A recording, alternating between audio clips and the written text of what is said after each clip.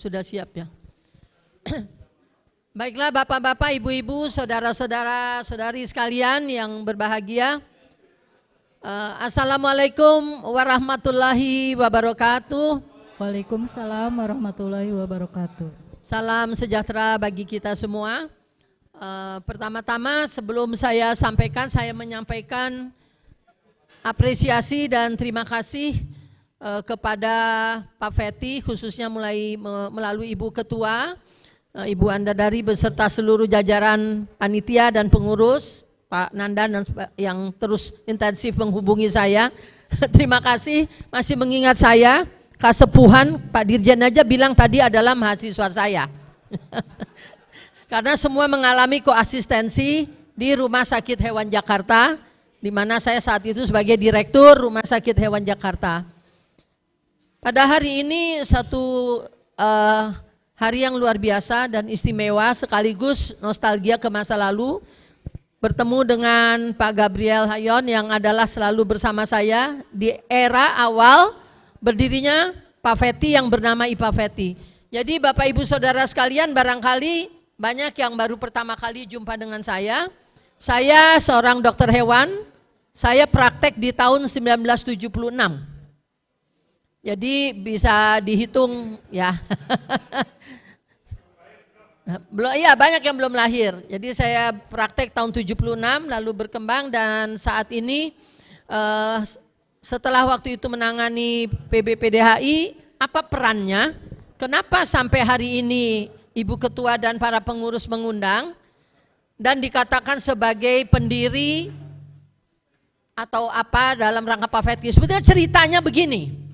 Di era dulu di tahun 2000 Pak Gabriel adalah paramedik di lingkup karantina.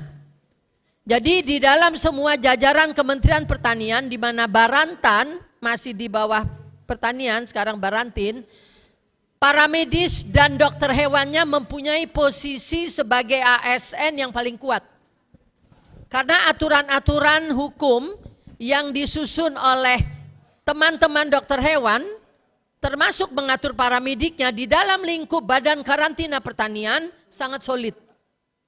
Saya waktu itu sebagai Ketua Umum PBPDHI 2006 pun sekjennya adalah Ketua Ikatan Dokter Hewan Karantina.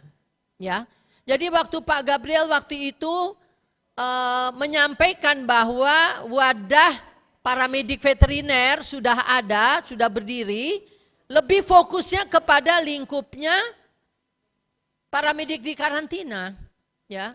Padahal kedudukannya paramedik itu harus secara nasional multisektoral. Oleh karena itu pada hari ini saya hanya berbagi sedikit, semoga bisa hanya 15-20 menit karena juga dimintanya dadakan. Sebetulnya mestinya nyambut sedikit, ya. Tapi akhirnya presentasi. Oke, saya akan sampaikan begini Bapak Ibu Saudara sekalian. Banyak yang tidak mengetahui bagaimana kedudukan profesi veteriner di dalam negara kita yang sebetulnya adalah penataan berdasarkan satu sistem warisan Belanda.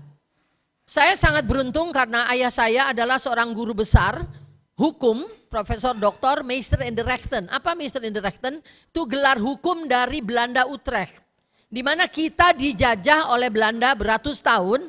Maka sistem pemerintahan yang ada di Indonesia adalah sistem pemerintahan Belanda. Jadi jangan menyamakan bahwa posisi kita sama dengan misalnya Australia, Malaysia, Singapura. Itu sistemnya kerajaan jajahan Inggris. Jadi sistem pemerintahan berbeda dengan kita. Indonesia ini adalah continental system. Mereka adalah Anglo-Saxon system, Filipina lain lagi, Filipina adalah Anglo-American system. Jadi ini yang akhirnya membuat kenapa kedudukan dokter hewan dan paramedik menjadi sulit. Tadi Pak Dirjen mengingatkan kan, saya sudah informasikan. Kita di dunia peternakan dan kesehatan hewan, fakultas peternakan ada berapa? 86, menerima mahasiswa 500 per angkatan sampai 1.000 orang. Kedokteran hewan, waktu saya Ketua Umum 2006 hanya 6. Sekarang pun 12, mau 13 ya. Ya mau 14, belum semua kukuh, belum semua menghasilkan.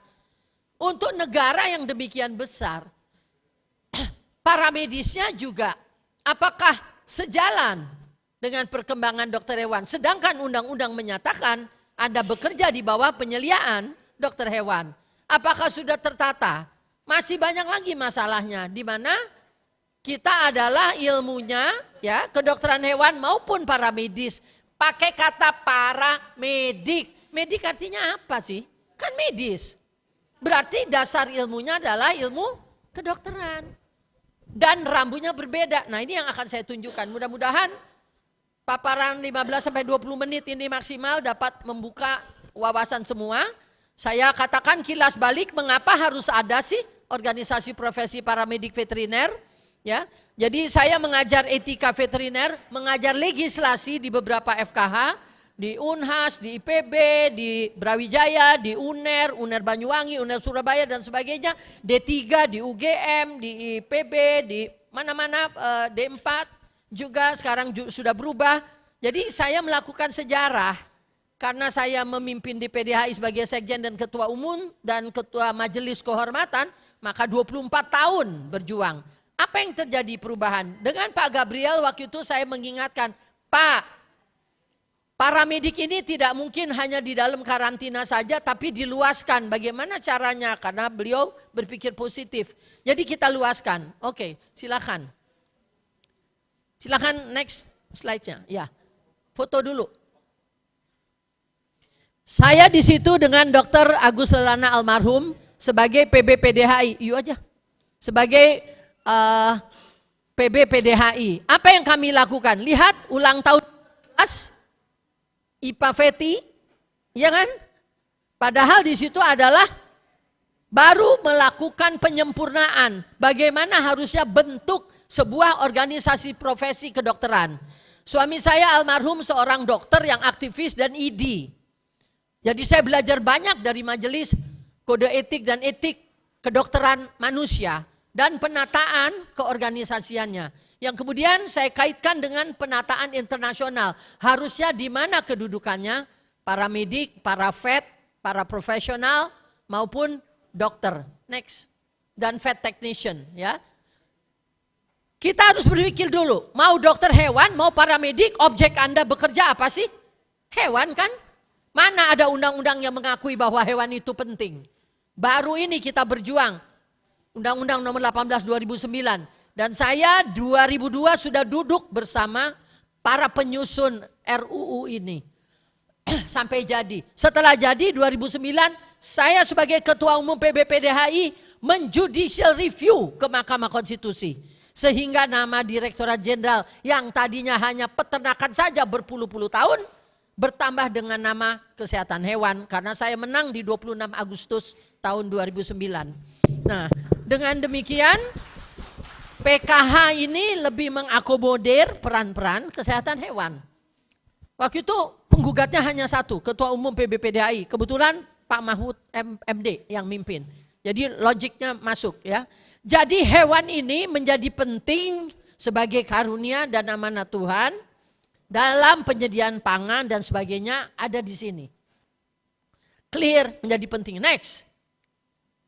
Layanan di dalam dunia hewan. Apakah hewan sama dengan manusia? Suami saya bilang, wah si mama sekolahnya susah banget. Kalau saya cuma satu spesies, laki perempuan, dewasa anak-anak. Selesai. Dan orangnya ngomong, sakit apa? Kita, hewan, dulu PBPDHI sebelum saya di dalam organisasi, hanya memfokus mencetak dokter hewan ternak. Karena era Pak Harto, 35 tahun, 35 tahun ya. Beliau fokusnya penyediaan pangan asal hewan melalui ternak.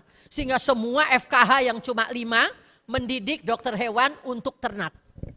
Dan itu menyalahi tatanan dunia. Setelah saya sebagai PBPDHI bertemu dengan berbagai negara dan WOAH atau Organisasi Kesehatan Hewan Dunia dikatakan Indonesia should change the constitution and bylaw atau ADART-nya, that veterinarian not only in charge for animals. Ya, jadi dokter hewan dan tenaga pendukungnya tidak bisa hanya dunia ternak, tapi adalah 5. 1, penanganan hewan pangan, sapi, kambing, domba, kerbau, ayam, itik, entok, bebek, babi. Farm, Daging, susu, telur. Yang kedua, hewan hobi, kesayangan, anjing, kucing, termasuk pelacak narkotika, pelacak bahan peledak, pelacak pembunuhan dan sebagainya. Sampai hewan eksotik. Apa hewan eksotik? Aslinya di alam, masuk rumah. Sekarang orang piara ular, piara iguana, piara reptil, segala macam. Itu exotic pets. Hobi, kepentingan khusus. Yang ketiga, wildlife konservasi, Kementerian Kehutanan ya dan lingkungan. Keempat, aquatic marine animals, KKP. Kelima, hewan lab, hewan coba. Yaitu untuk perkembangan di kedokteran manusia maupun di dunia kesehatan hewan atau kedokteran hewan maupun veteriner dan peternakan. Ini bidangnya, jadi paramedik pun akan menjurus ke sini bidangnya. Next. Yang belajar hewan, memangnya cuma peternakan sama kedokteran hewan. Ini yang bertemu dengan kita, fakultas biologi, fakultas peternakan, fakultas kehutanan, konservasi, kelautan, perikanan kelautan, dan kedokteran hewan. Bedanya yang merah itu semuanya S1 non-medis. Yang biru kita profesi, ada sumpah, ada kode etik, ada perizinan. Kan gak sama. Nah next. Kenapa logo kita ini semua tuh ular melingkari tongkat? Saya menyesali tuh karantina. Logonya diganti Pak Syukur. Jadinya daun. Di mana-mana juga ular melingkari tongkat. As ular, klepios melingkar adalah simbol the healing profession, profesi penyembuh. Ya, oleh karena itu Asclepius ada pula di dunia farmasi yang ada gelas. Ya, jadi apoteker. Kemudian di dunia kedokteran hewan ada yang menggunakan ini, centaur, manusia berbadan kuda, penyembuh. Tapi ini nanti buat presentasi lain, ini bahan kuliah sedikit saya cuplik. Jadi yang kalau sekarang semua yang kuliah setelah kurikulum tahun 2002 dapat. Kalau kuliahnya sebelum 2002 enggak dapat. Next. Nah, kita semua bekerja di dunia hewan. Bisnisnya, objeknya hewan. Belum kesejahteraan hewan. Sekarang masuk isu global. Kebetulan saya bidang kepakarannya kesejahteraan hewan. Dan ini sekarang menjadi isu global dan kita harus berjuang. Saya baru menggolkan KUHP Undang-Undang Nomor 1 2023 presentasi di DPR tahun 2018 untuk menggolkan bahwa barang siapa memperlakukan hewan dengan kejam, menganiaya yang ada definisinya bisa dipidana. Tadinya nggak bisa. Kalau pakai Undang-Undang 18 2009 disambung dengan Undang-Undang 41 2014 di pasal 90B mengatakan penganiayaan begini-begini. Kata polisi, Bu saya nggak bisa nangkep. Kalau pakai Undang-Undang peternakan harus jahat sama hewan itu adalah kekejaman, kejahatan harus dipidana. Sekarang kita beruntung sudah goal, insya Allah 2026 baru berlaku karena 3 tahun tenggangnya. Jadi bidang ilmu yang mempelajari hewan yang berkomitmen untuk kesejahteraan hewan dan bagaimana hewan tidak sakit dan sebagainya hanya paramedik dan dokter hewan. Yang 4 bidang tadi lain, oke? Jadi ingat ya, tolong jangan ngobrol teman-teman. Nenek-nenek sudah tua, suaranya udah mau batuk. Dengerin aja. Jadi kita harus harmonisasi dengan bidang manapun. Next. Ini faktanya. Ada untuk hewan sayangan, ada hewan pekerja. Kita melakukan penyelamatan delman, kuda-kuda delman di Jakarta. Yang punya aja udah melarat, makan aja susah. Boro-boro kudanya bisa diurusin, kakinya udah pincang, udah gak bisa narik dokar. Dia mau matiin kuda gak bisa, diteruskan bekerja gak bisa, keluarganya aja gak bisa makan, yang ada tersiksa. Kesejahteraan hewan membuat kami bergerak di wilayah DKI ini untuk menyelamatkan kuda delman. Kemudian ini sistem peternakan yang baterai akan hilang. Carun Pokpan 2025 nggak pakai lagi kandang baterai, ya. Jadi sudah pakai cage free, bebas sangkar. Kemudian sapi-sapi yang ada di kita. Kenapa tadi dibicarakan Pak Dirjen? Susah banget meningkatkan jumlah ternak kita. Peruntukan lahan di negara kita tidak ada yang menyantumkan lahan untuk peternakan. Mau diternakan di mana? Sedangkan kita lihat di Australia bisa 1 juta ekor, di Kanada di mana 500.000 ekor, kita nggak ada. Udah pula yang ada di Sumatera, saya kan melakukan penilaian assessment di Padang Mangatas dan sebagainya. Kemudian ada yang di Makassar, di Sulawesi. Udah tercemar tuh rumputnya sama kutu. Begitu ditaruh ternaknya di situ, kutu semua langsung menyerbu. Gimana ngebersihinnya? Produktivitasnya turun. Paramedik lagi nanti, next. Kemudian penggunaan hewan coba, pelacakan. Kalau ada jenazah pada waktu longsor, yang bisa cium tuh anjing. Beli anjing, saya dengan Bea Cukai bekerja sama, membeli anjing di Belanda, itu 250 juta per ekor loh. Kami beli 20 setahun. Dan tadinya untuk sekarang microchipping, kan mukanya herder ya, German Shepherd, mukanya sama semua. Yang kita pilih mana yang diuji ke IQ. Menguji IQ aja kita kursusnya pakai New Zealand yang ngajarin.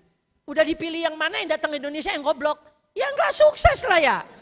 Nah, orang mukanya sama kan. Maaf ya, saya kan juga di Satwa Polri waktu itu membantu kerjasama dengan Rumah Sakit Hewan Jakarta. Kenapa ini anjing jadinya dipanggil namanya itu jadi lain? Anjingnya udah mati, yang waktu itu terlatih, udah ganti anjing baru. Kan komandannya nggak tahu, orang tampangnya sama. Kalau orang kan lain ya, oke. Suka dukanya seperti itu tuh pelacakan-pelacakan. Nah, perkandangan untuk sistem kebun binatang pun berubah dengan adanya animal welfare. Tidak ada lagi yang namanya beton, kemudian besi, diikat di rantai, semuanya harus sesuai kehidupan alaminya. Ya, jadi ada enrichment-nya, ada untuk menghilangkan stres. Next. Itu semua kesejahteraan hewan. Jadi kalau Anda mau melihat posisi paramedik, ini yang ada di PDHI, kata Dr. Andi Wijanarko sudah bertambah. Ya kan? ONT-nya, organisasi non-teritorial. Harusnya nggak boleh diganti UPNT loh dok. UPS unit pelaksana, they are not. Ini adalah, jadi gini, kalau mau membaca, Perhimpunan Dokter Hewan Indonesia adalah payung dari seluruh dokter hewan di Indonesia. Seperti ID adalah payung seluruh dokter. Nanti berdasarkan keahlian ada ikatan ahli jantung, ikatan ahli bedah, ikatan ahli THT, ya dan sebagainya. Di dunia kedokteran hewan sama. Jadi berdasarkan 3 kepentingan, yaitu keahlian dalam spesies hewan. Jadi asosiasi dokter hewan kuda, asosiasi dokter hewan sapi, asosiasi dokter hewan anjing kucing, asosiasi dokter hewan akuatik, satwa liar dan sebagainya. Asosiasi dokter hewan percobaan, asosiasi dokter perunggasan. Jangan lupa unggas. Unggas didefinisikan apa unggas? Apa bedanya unggas dengan burung? Unggas liar sama burung liar bedanya apa? Nggak bisa jawab. Unggas adalah famili burung yang didomestikasi untuk pangan. Jadi semua jenis famili burung yang jadi dimakan seperti bebek, itik, entok, ayam, burung puyuh, itu unggas dipanggilnya. Kalau dokter hewannya poultry veterinarian, itu yang ini. Kalau yang burung-burung, burung paruh bengkok, ya, burung-burung cendrawasih, burung apa, jalak Bali, itu adalah avian veterinarian, bukan poultry veterinarian. Walaupun penyakitnya bisa nyambung. Jadi Anda mesti tahu satu berdasarkan spesies hewan, ya. Yang kedua adalah asosiasi berdasarkan ilmu, keahlian. Askesma Veti, ya, dokter hewan epidemiologi veteriner, Amervi, medik reproduksi veteriner, terus farmasi farmakologi veteriner, patologi veteriner, ikatan penyakit, dokter hewan penyakit dalam, dokter hewan bedah dan sebagainya. Dan yang ketiga kesamaan bidang kerja. Bidang kerja jatuh pada karantina seperti Pak Gabriel katakan. Jadi ikatan dokter hewan karantina pasti ASN. Benar gak? Paramedik juga pasti ASN. Nah makanya sekarang ada Pak Dokter Andi Puskeswan ya, Asosiasi Dokter Hewan Puskeswan, ya kan? Yang baru jadi, ya yang pemerintah, ya selamaan bidang kerja tapi puskeswannya kan kita belum punya puskesmas swasta. Sekarang Anda bandingkan dengan puskesmas. Saya ngobrol sama Ibu Siti Fadilah, Menteri Kesehatan. Kalau melaporkan penyakit di Indonesia kepada PBB, WHO, ditanya data penyakit TBC di Indonesia kok tinggi banget, you dapat data dari mana? Dia punya network sistem kesehatan nasional yang ngelaporin siapa? Puskeswan. Berapa puskesmas? Berapa puskesmas orang? Lebih dari 13.000. Lah kita mau yang ngelaporin puskeswan cuman berapa? 1000 paling ya, berapa? 1.800, mendingan udah nambah 800, era saya 1000. Udah 1000 nggak berfungsi pula di gunung sini, gunung situ. Ya. Kemudian dokter hewan di bidang pet food. Dokter hewan nih, beliau nih tokohnya asosiasi obat hewan. Dokter-dokter hewan di perusahaan obat hewan. Begitu caranya. Jadi nggak kayak dokter orang mah ya kan orangnya dia, penyakitnya tinggal organ liver, organ jantung, organ ginjal, kan begitu. Next Pak Nandan. Kedudukan kita adalah kedudukan Paveti, maksudnya paramedik adalah terintegrasi dengan dokter hewan. Jadi saya nggak akan banyak lagi mengambil berbagai aturan hukum karena forumnya pendek aja, 15 menit. Tapi Anda bisa melihat bahwa saya kuningkan karena bekerja di bawah penyeliaan dokter hewan berarti ada hal-hal yang bersifat non-parenteral dan parenteral. Parenteral berarti begini. Nih tenaga paramedik sekarang harus tahu bahwa yang dikatakan hak medis bila Anda memasukkan sesuatu ke dalam badannya hewan. Apa nyayat, apa nyuntik, ataukah menjejeli obat, ataukah melakukan sesuatu inseminasi buatan, atau melakukan pemeriksaan kepentingan, itu invasif namanya. Dan itu harus punya otoritas medis. Anda melihat ada bidan, suami saya dokter, suami saya di puskesmas menolong kelahiran. Tapi ada bidan, lebih murah bayar bidan daripada dokter. Tetapi nggak berarti dokter nggak boleh menolong kelahiran. Karena itu termasuk haknya. Jadi dokter di puskesmas itu jahit luka, angkat kista, sirkumsisi alias sunat, khitan, dan menolong kelahiran. Jadi kenapa jadinya inseminasi buatan dokter hewan nggak boleh, yang ngelatihnya aja dokter hewan? Itu sebabnya undang-undang harus diperhatikan bahwa penyeliaan adalah bila Anda memasuki langkah melakukan sesuatu kepada hewan. Paham ya? Oke, di internasional nama paramedik veteriner macam-macam. Paravet, para profesional, veterinary technician di Amerika, veterinary nurse di negara-negara jajahan Inggris. Tapi semua itu maksudnya paramedik. Next. Ini jadi kerjanya seperti ini. Saudara-saudara paramedik begini. Sekarang terserah kepada Ibu Ketua dan teman-teman. Mau mengklasifikasi enggak paramedik berdasarkan bidang kerja? Why not? Ya enggak Dokter Andi? Walaupun enggak usah dikukuhkan, tapi paling enggak Anda lihat. Yang menangani hewan pangan, kami di sini dokter hewan dengan sarjana peternakan. Hewan hobi, banyak pet lovers, banyak rescuers, banyak breeder anjing, breeder kucing. Kemudian di KKP, saya ikut menyusun kesejahteraan hewan ikan budidaya. Ternyata udang supaya bertelur banyak matanya diurek-urek. Dan Anda nggak boleh ngerebus kepiting, hidup-hidup dicemplungin di air mendidih. Karena dia ternyata punya rasa sakit. Jadi kepiting itu harus dibacok dulu baru boleh. Ya, jadi hal-hal seperti itu di KKP sudah dibahas sekarang. Bagaimana mengangkut ikan ya dari daerah buat ke pelabuhan, ternyata menggelepar-gelepar. Jadi badannya babak belur. Bagaimana supaya ikannya diem? Ternyata harus direndam air es. Jadi dia diangkut dengan air es dengan temperatur tertentu. Itu kesejahteraan hewan. Jadi Anda mungkin bekerja di situ, kemudian satwa liar, kebun binatang, taman satwa. Saya kebetulan asesor rumah potong, asesor kebun binatang, taman hewan, taman satwa dengan dari Dirjen KSDAE, Kementerian Kehutanan. Jadi saya meninjau banyak pusat penyelamatan satwa. Pada saat yang sama di dunia hewan potong, saya adalah asesor bersertifikat untuk RPH. Dalam rangka kita mengimpor dari Australia dan sebagainya sehingga muncullah adanya Juliha, juru sembelih halal. Ya, jadi ini hal-hal yang sebetulnya saudara mesti tahu bidang 5 ini termasuk di hewan coba mungkin belum banyak paramediknya, tapi yang di lingkup kedokteran hewan sudah banyak maupun obat hewan ya Dok Andi ya. Kemudian hewan pangan Anda sudah tahu bersama sarjana peternakan banyak farm di mana Anda bisa bekerja. Breeding harimau Sumatera contohnya. Itu pun Pak Prabowo punya di Sumatera untuk harimau Sumatera, penangkaran dan sebagainya. Jadi dimanapun paramedik diperlukan. Next. Cuman pengakuannya bagaimana ya? Bagaimana sertifikasi kompetensi untuk bisa dia dipekerjakan. Bidang kerjanya dokter hewan berdasarkan WOA itu adalah 33 ini. Berarti termasuk Anda ngikut karena di bawah penyeliaan. Nah, seperti nomor 33 organisasi profesi. Jadi Bu Anda maupun sampai kapanpun atau yang sampai senior, bekerjalah mengembangkan organisasi PAVETI karena itu merupakan pekerjaan.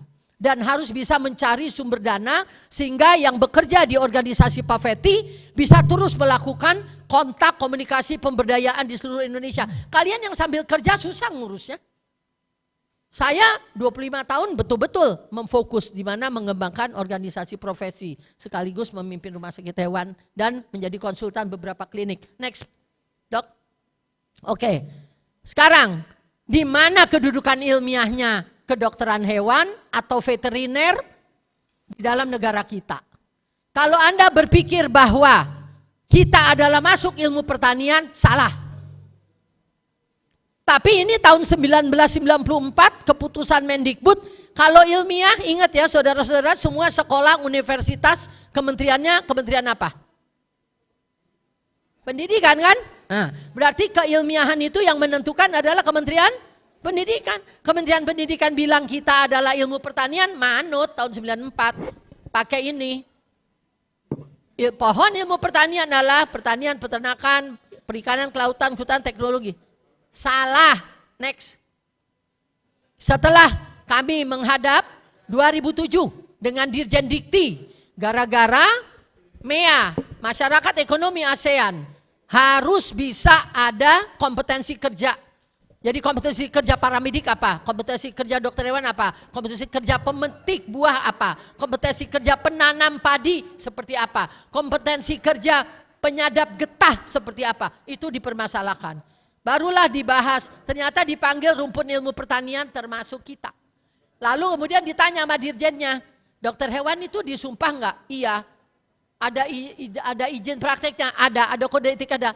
Loh, kayak dokter beneran 2007. Dikti itu. Ya. Bahkan keputusan nomor 163 2007 enggak nyebut ada kedokteran hewan. Perjuangan panjang, enggak bisa diam aja. Jadi PAVETI harus berjuang mencari posisi.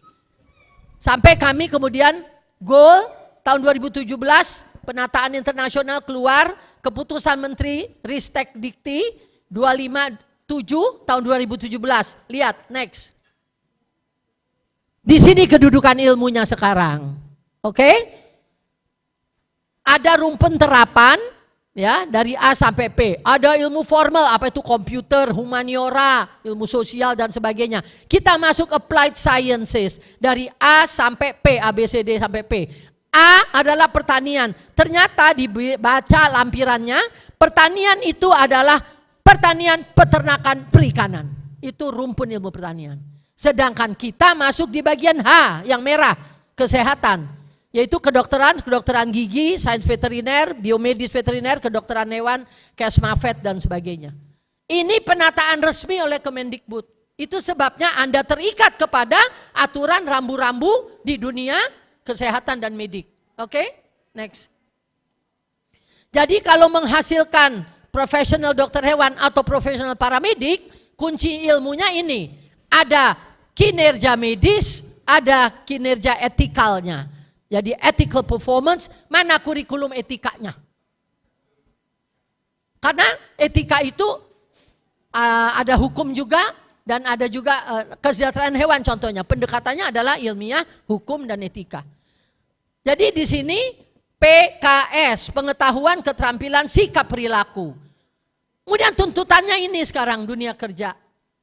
Anda melihat standar kompetensi kerja nasional, occupational framework, sertifikasi kompetensi, ada KAN untuk lembaganya, ada BNSP, Badan Nasional Sertifikasi Profesi, ada asesornya. Jadi Anda sebetulnya certified atau tidak sebagai paramedik. Karena persaingannya itu, dan ASEAN udah ngebuka, asal bisa bahasa Inggris silakan masuk Indonesia. Makanya kita bisa ke Malaysia. Next. Jadi sekarang kalau merasa di dalam grup medis, ingat ya medis, kan Anda disumpah tuh saya lihat foto-fotonya tadi. Sumpah kode etik. Nomor 1, pendidikan paramedik nasional harusnya seragam. Tolong Pak Fethi berdiskusi dengan semua institusi pendidik paramedik. Pekerjaannya berlandaskan etika. Apakah etikanya sama? Ya, etika itu ada 4 nanti. Etika veteriner deskriptif, etika veteriner normatif, etika veteriner administratif, dan etika veteriner profesi. Yang ketiga, kemanusiaan di atas kepentingan pribadi. Jadi harus menolong hewan tanpa tunggu dibayar terus gak mau. Pekerjaannya melalui perizinan. Nomor 5, belajar sepanjang hayat. Nah ini saya tanya, Pak Fethi meminta Anda meningkatkan ilmu enggak? Kompetensinya enggak? Ya kan? Nah yaitu belajar sepanjang hayat. Selama Anda bekerja sampai kapanpun ilmunya harus up to date. Karena pengetahuan berkembang terus. Dan yang keenam, bergabung dalam organisasi profesi. Buat apa? Karena organisasi ini yang menyuarakan kepentingan kepada pihak-pihak, ke DPR, ke kementerian, kepada Pemda, terus siapa yang mau berjuang? Ya, jadi kalau ada yang nanya kenapa ya mesti ada organisasi? Ya ini ciri-ciri. Sumbernya apa? Sumbernya etika kedokteran, hukum kesehatan, dan juga undang-undang praktek kedokteran. Karena kita satu rumpun kan, kita nggak bisa lari. Ya, next. Kewajiban mematuhi kode etik dan etik. Disiplin internal kan itu, ini aja udah perintah undang-undang. Ini perjuangan kita nih masukin nih, pasal 71. Semua tenaga Keswan wajib mematuhi kode etik, memegang teguh sumpah atau janji profesi. Makanya disumpah. Kalau nggak ada perintah undang-undang enggak. Gitu.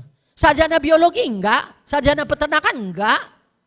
Even insinyur enggak disumpah. Ya, sarjana hukum enggak disumpah, yang disumpah siapa? Jadi begini penataan. Ini orang sekolah S1.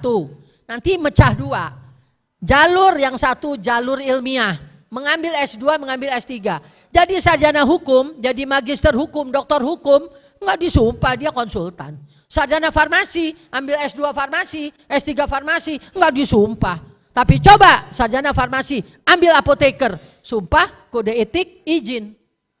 Sarjana hukum, pengacara, hakim, jaksa, notaris, berizin praktek, disumpah, berkode etik. Beda kan? Jalur profesi. Jalur profesi asosiasinya dilibatkan. Jadi bagaimana profesionalisme dari jalur profesi? Pak Fethi harus berbicara dengan pendidikan paramedik yang menghasilkan paramedik. Apa-apa saja yang harus dicukupkan bersama dengan PDHI. Gitu ya, next. Oke, fungsi kita. Ini saya berhadapan dengan polisi. Saudara-saudara mesti mengetahui. Dokter hewan ditangkap di Sumatera Barat, saya termasuk saksi ahli di dalam pengadilan. Lalu ditanya kata Pak polisi, ngapain pada nanganin hewan, pegawai negeri jam 4 pulang, jangan pahlawan kesiangan. Kita dikata pahlawan kesiangan, padahal gara-gara ada kambing, udah distokia, kakinya udah keluar, kita mau nolong, katanya pahlawan kesiangan. Nah anggaran udah gak ada, karena kita beda dengan puskesmas. Anggaran tuh udah turun dari mana? Kalau kita kan setiap dinas mesti ngajuin. Akhirnya yang turun dananya cuma separuh. Setengah tahun udah habis. Tapi layanan Keswan harus jalan. Nah itu dianggapnya melanggar. Tuh kata polisi, emang dokter hewan ngapain sih di Pemda? Saya keluarkan ini. Ya, paramedis sama. Yuk fungsinya begini. Safety, menjamin, mengamankan bahwa produk yang dilalu lintaskan adalah sehat, baik untuk manusia, untuk lingkungan. Kan ada pengambilan spesimen, dan tahu maksudnya. Security menjamin produk yang dilalu lintaskan atau hewan yang dilalu lintaskan adalah bukan jadi sumber penularan zoonosis. Sekarang kita PMK loh. Mohon maaf Ibu, waktunya 5 menit lagi. Ya, 1, 2 ya. Kemudian assurance adalah penerbitan izin praktek, surat keterangan sehat, itu ada dasarnya. Dan animal welfare serta fungsi seperti dokter adalah yang kelima, penyembuh. Oke, yuk kita percepat. Ini sekarang tadi saya sudah sebut tentang pertanian dan kesehatan, bahwa kita dengan sistem kontinental sebetulnya hewan dan tumbuhan adalah urusan pertanian. Itu ketentuan hukumnya kontinental dari Belanda. Jadi karena hewan dan tumbuhan kita benda dagang. Makanya Anda dan dokter hewan adalah pekerja pertanian. Tetapi ilmunya kedokteran. Kalau di dunia kedokteran manusia, sarjana gizi, perawat, bidan, sarjana farmasi, ngerti peran dokter. Di pertanian nggak ngerti dokter tuh ngapain. Itu sebabnya kita sulit menjelaskan. Oke, next.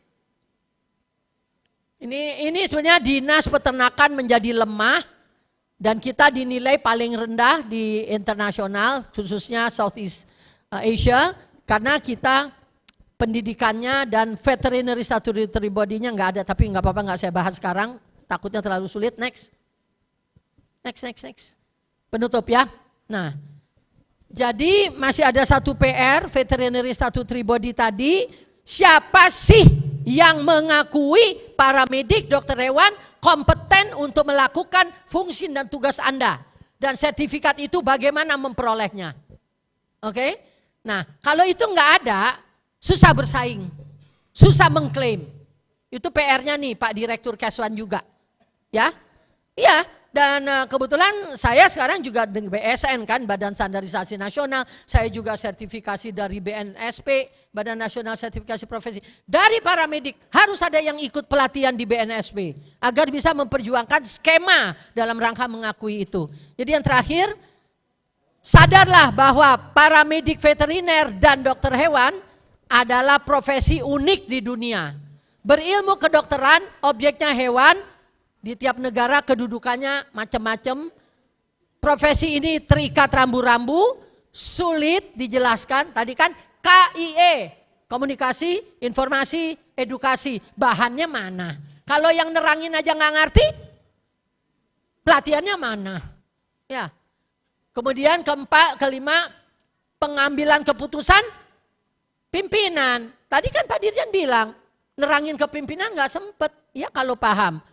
Apakah seorang pimpinan yang tidak berlatar belakang medis ngerti Keswan tuh ngapain? Taunya diomelin aja lu, nggak bisa ngatasin penyakit. Dan yang terakhir dalam kepentingan perdagangan, kenapa harus ada health certificate? Ketentuan mana? Ini Undang-Undang 794, kapan-kapan diajarin lagi. Pokoknya harus ada SKKH. Ya, itu aja. Next. Ya. Gitu macam-macam yang Anda tanganin, mudah-mudahan mampu dan mudah-mudahan bisa terkelompokkan. Kalau lihat ketawa-ketawa nggak serius, nggak dengerin, berarti nggak ngerti. Jadi maaf, komitmennya mudah-mudahan tinggi. Kita bukan cuma bekerja aja, dibayar, digaji sebagai pemerintah atau tempat kerja kita, tapi ada lebih dari itu karena hewan adalah ciptaan Allah.